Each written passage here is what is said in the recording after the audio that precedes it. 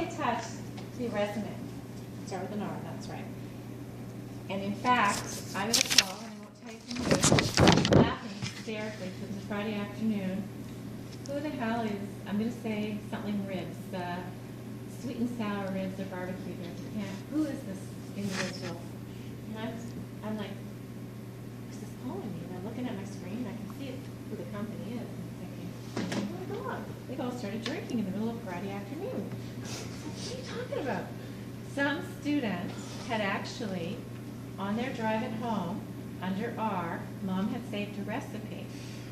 And the student looked on it really quick, and either above or below this recipe, it was chicken wings or ribs, something like that, was this guy's resume.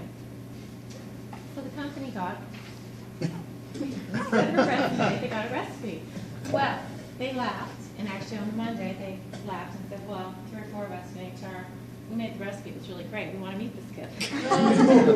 Are you kidding? So when I told the student what he had done, no freaking way I did that. And I said, well, all right, have you ever heard of this recipe?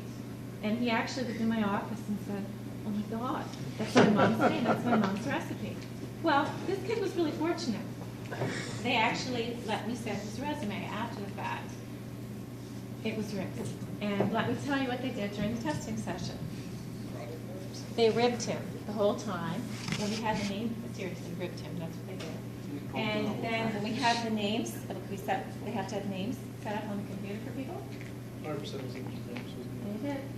I mean, I felt so incredibly bad for this guy because now the entire, never mind the company, his entire class knew, and then everybody sitting in that room knew, and it just went through his campus like wildfire. So sometimes, this is a true story, just by the way. Did he get the job? Yes, he did actually. Well, I wouldn't care that. I'd be down.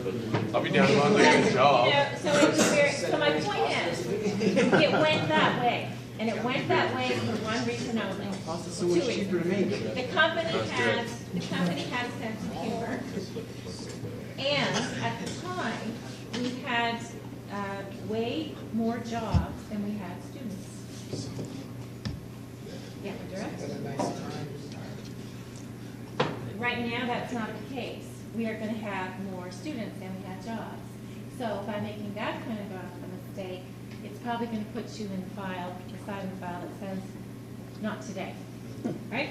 And maybe they move through and they end up doing it. But it just, so at the end of when I retired, like Paul, I was probably do some memoirs, because Paul and I had some really incredible things that actually happened while we worked together in co-op 100 years ago.